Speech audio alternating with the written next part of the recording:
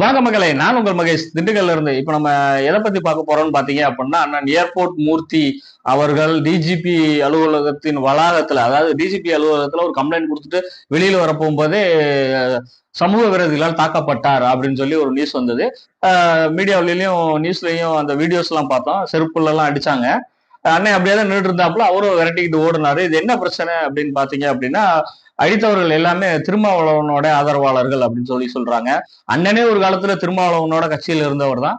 அவரோட கருத்து வேறுபாடு காரணமா அண்ணன் திமுக விட்டு வெளியில வரமாட்டாரு அப்படின்ற ஒரு கருத்து வேறுபாடு காரணமாக அண்ணன் வெளியே வந்து ஏர்போர்ட் மூர்த்தி அவர்கள் புரட்சி தமிழகம் அப்படின்னு ஒரு கட்சியை ஆரம்பிச்சு இப்போ நாம் தமிழர் கட்சியோட அது அவர் பயணிச்சுக்கிட்டு இருக்காரு. நிறைய யூடியூப் இன்டர்வியூல எல்லாம் நிறைய பார்த்திருப்பீங்க.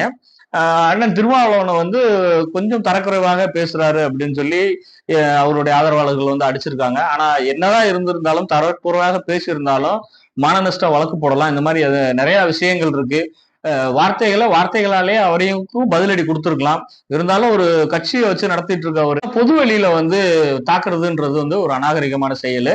ஆனா இவரும் சும்மா இல்ல, பேனாவுல கத்தி மாதிரி வச்சு அவங்கள போய் அடிக்க போறாரு. அப்புறம் பிரஸ் மீட் கூப்பிட்டு சொல்ல போகும்போது சொல்றாரு, இந்த மாதிரி திரும்பவும் தனியா தான் வெளியில போறாரு, அப்ப எது வேணாலும் செய்யலாமா அப்படின்ற ஒரு ஆதங்கத்துல பேசுறாரு.